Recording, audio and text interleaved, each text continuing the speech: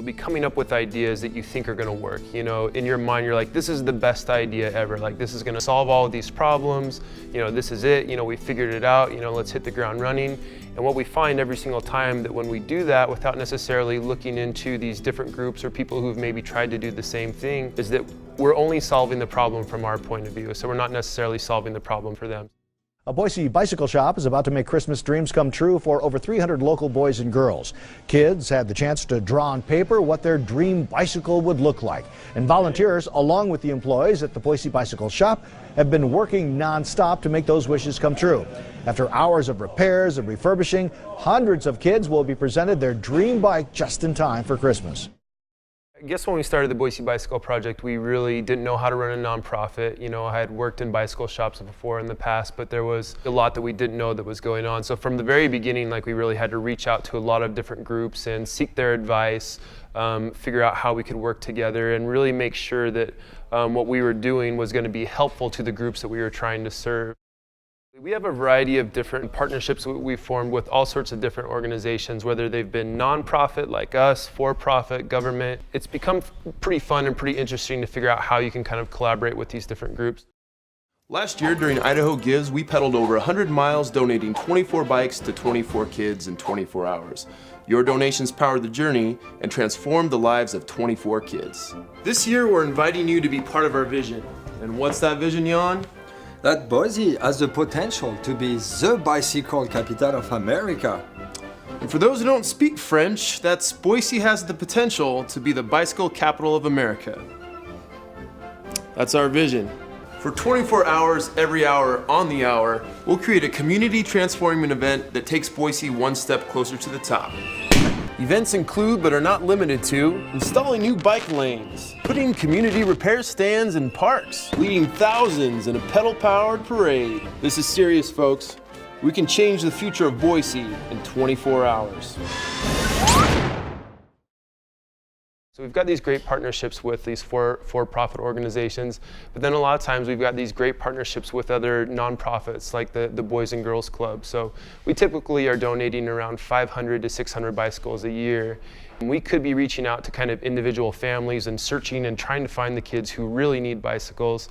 But it's much, much easier for us to find an organization who has already kind of located and identified the kids who need the most help. And they can kind of be that relay point to say, hey, Boise Bicycle Project, we've got a group of kids that needs bicycles. And rather than us reaching out to 10 different families, you know, we've got 10 kids all at one organization, and that organization can help transport them down here, or we can go there and teach a safety class or teach bicycle repair. It's kind of weird because we're, you know, doing things like teaching people how to repair bicycles and getting your hands greasy. And, you know, a lot of times the bicycles that we're working on is a little bit older, so it's kind of this older technology and kind of an older way of doing things, but we're really trying to explore new and innovative ways to do that, and new and innovative ways to reach out to people and educate them, or to teach them about repair, or to teach them about the benefits of bicycling. Once these kids have their dream bikes, they'll be embarking on their own journey with the goal of riding 100 miles by the end of May's Kids Bike-a-thon. We'll provide their rides, but we need you to power their journey. By pedaling 100 miles in a month, these kids will be raising awareness and raising funds for their brothers, sisters, friends, classmates for BBP's new Earn a Bike program.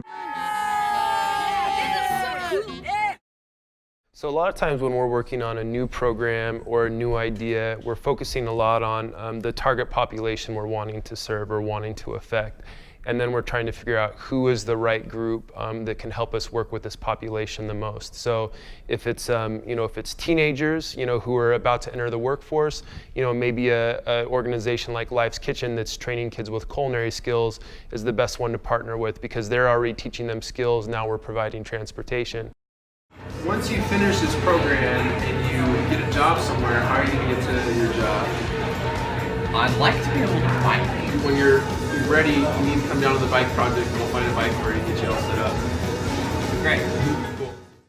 Or maybe if we want to even work with a program that's going to help provide bicycles for inmates, how do we figure out who the best group, to do that is? And recently we've been working on this program to provide bicycles for inmates that are getting out of prison in exchange for them fixing kids' bikes that we'll donate to the community. And in order to do that, we had been reaching out to other organizations who had already worked with folks from the prison that had nothing to do with bicycles. There's a big difference when people are really, really excited about what they're doing. And if you look around, you can tell that there's excitement. You can see that people are excited to be working hands-on. They're excited to be, building bikes, learning new skills, giving back to kids in the community. The collaboration teaches female inmates at the South Boise Women's Correctional Center important skills. All right, now try spinning it. Using their space and workforce to fix up kids' bikes in need of repairs. In return for the hard labor, after an inmate fixes up 15 bikes, they'll receive a voucher good for a bike of their own at BBP once they're released.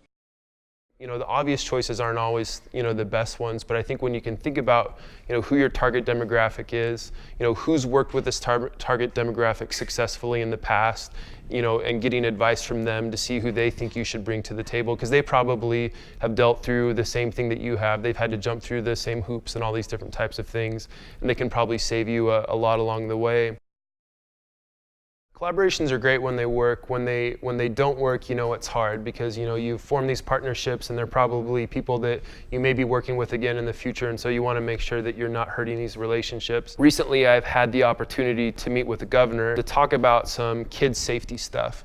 And I left this safety meeting, with the governor, and it was this tremendous opportunity to try to make some statewide changes, and met with a few other organizations, and then we kind of started working on, all right, let's see what we can do to kind of, present the governor a program and kind of a template that we think that he could actually do to create some change. And at a certain point, you have to kind of realize when things aren't moving as fast as you want to, or other groups aren't, that maybe this isn't the priority for them.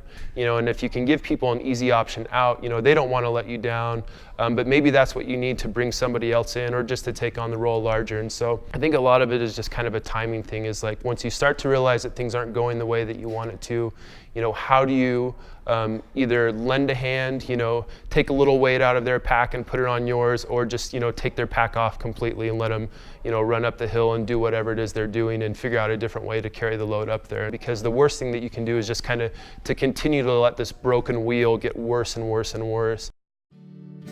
I've fought fire with the Idaho City Hotshots for about 3 years, and a couple other years in fire as well. And I always tell a lot of people that some of the biggest leadership and lessons that I've ever learned, and some of the most group dynamics I've ever learned, was either through fighting fires or through wrestling in high school. And a lot of it through fighting fires has kind of transferred directly over to how we kind of lead around here. And two of the ways that I think about the most, one is through leadership, is I always feel like anybody that you're working with is only going to work as hard as their leader, and so if they see a leader being lazy or not carrying their own weight, nobody's going to outwork, their boss for the most part, unless maybe they're trying to jump above, but everybody's going to work as hard as the person who's in charge, and so if the person who's in charge is passionate, if they're working hard, if they believe in what they're doing, I really believe that other people will kind of follow along the same way, and if they don't, you'll have that opposite effect. The other thing that I really learned through fire that I didn't necessarily appreciate at the time was really evaluating what just happened and trying to learn from it. So, after action reviews.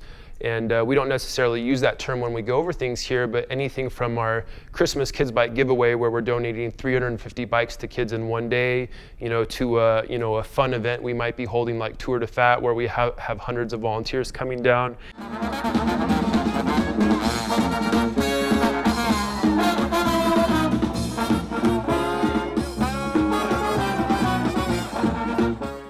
Immediately after those events are over, we're meeting the leaders of the different groups, and we're saying, okay, this is how it went, what went well, what didn't go well, what person shined, and why did this person shine? What do we need to work on when we do this again, next year? How can we learn from our mistakes, and these different types of things? And I think evaluating things quickly is the best way to learn, because a lot of times you don't see everything that's going on, and you see something fail, but you don't necessarily know why, and somebody else from a different perspective, may have seen something that you didn't. And so taking the opportunity to get, these different perspectives together again, these different views that people saw throughout the day that maybe you saw and you didn't even pay attention to, and somebody else did. These after-action reviews are so important to always learn, from your successes and learn from your mistakes, and do this in a better and a more efficient way. Organizations usually grow best when they're really looking at things that aren't similar to them and figuring out how they can carry that into their own organization. And so I think that there's a lot of different partnerships and a lot of different collaborations that are out there that are not obvious whatsoever, and that a lot of different groups can learn things from each other that are in nowhere obviously related, but like have some carryover that's really helpful. And so when you kind of work with other organizations, you figure out what the needs are, and I think that you end up becoming you end up putting together a more well-rounded program that works from a variety of different angles and different perspectives just than the one that you thought worked in your head. And so you try to do things on your own, and you just can't really always do them in a really efficient way. And so when you kind of work together, to solve the greater need of what's out there, it can be so much more less work, and it can be so much more effective to really work together.